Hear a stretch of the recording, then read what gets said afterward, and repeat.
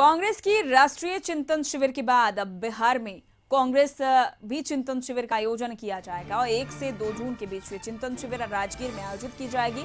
इस शिविर में पार्टी संगठन, रणनीति और मजबूती पर चर्चा की जाएगी। बताया जा रहा है शिविर में पार्टी के प्रभारी, प्रदेश अध्यक्ष, राष्ट्रीय कार्यकारिणी के सदस्य, पार्टी के सभी विधायक, सांसद हिस्सा लेंगे, जहां पार्टी की भविष्य की रणनीति पर चर्चा की जाएगी।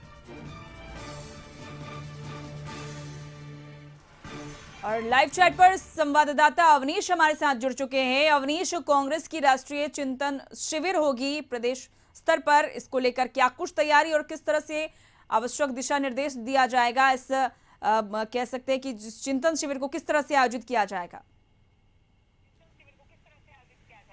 नहीं, बिल्कुल देखिए, 1 और 2 जून को राजगीर में कांग्रेस के चिंतन शिविर का आयोजन है।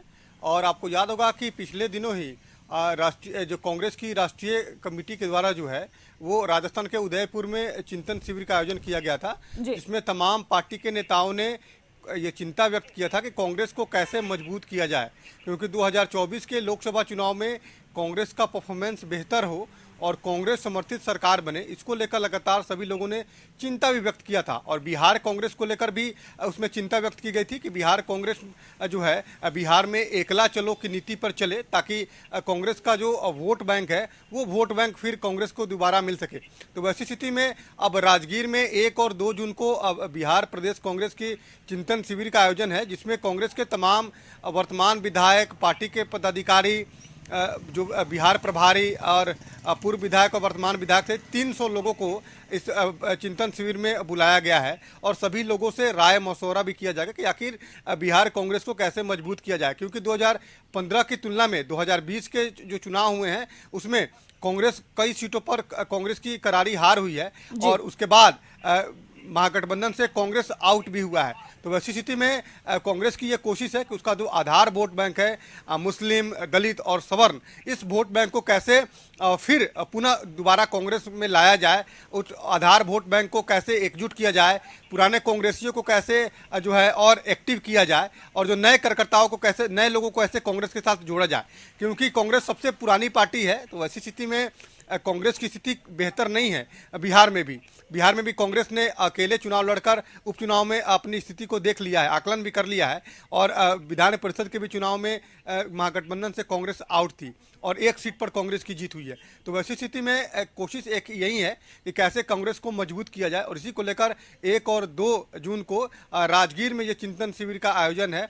राजगीर में सभी नेताओं का जुटान होगा, चर्चा होगी, चिंतन होगा कि आखिर कैसे कांग्रेस को मजबूत किया जाए, और इसी को लेकर इस कार्यक्रम का आयोजन किया गया।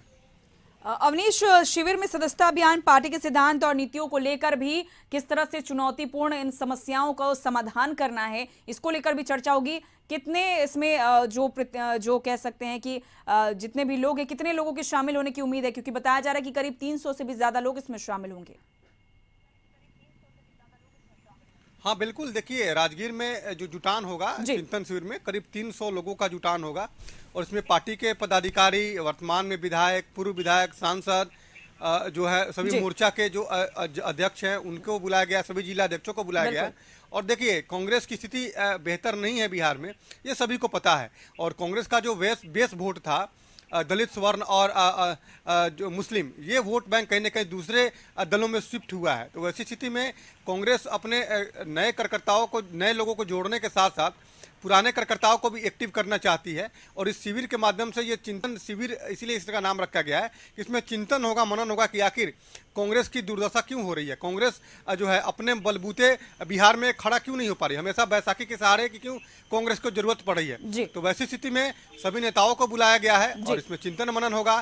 सदस्यता अभियान पे भी चर्चा होगी कि आखिर जब सदस्य उनके बन रहे हैं तो उनका वोट कहाँ जा रहा है। तो आखिर जो चुनाव होते हैं, चुनाव परिणाम जो है, उपचुनाव जो हुए हैं, उपचुनाव जो तारापुर और कुशेश्वर स्थान हुए, उसमें कांग्रेस ने अकेले चुनाव लड़कर अपनी स्थिति को देख भी लिया था। कांग्रेस का परफॉर्मेंस काफी बुरा था। तो वैसी स्थिति में नए लोगों को कैसे कांग्रेस के साथ जोड़ा जाए, क्योंकि सबसे पुरानी पार्टी है, और कांग्रेस का जनाधार कैसे बढ़ाया जाए, कार्यकर्ताओं को कैसे और एक्टिव किया जाए, जो जिलाध्यक्ष है उनको नया टास्क दिया जाए। तो इसी रणनीति के तहत जो है ये चिंतन शिविर होगा 1 और 2 जून को, जिसमें सभी लोग मौजूद रहेंगे। वर्तमान में जो सांसद हैं वो मौजूद रहेंगे, जो वर्तमान विधायक हैं, जी। पूर्व विधायक हैं, बिल्कुल। जिलाध्यक्ष जी। हैं, पार्टी के जो है सभी पदाधिकारी जी। हैं और सभी मोर्चों को अध्यक्ष हैं, उनको बुलाया गया। चलिए, देखना होगा, सभी को आमंत्रित कर दिया गया। चिंतन शिविर में क्या बातें होती है, किस तरह से आवश्यक दिशा निर्देश दिया जाता है। चलिए, बहुत बहुत शुक्रिया अवनीश तमाम जानकारियों के लिए।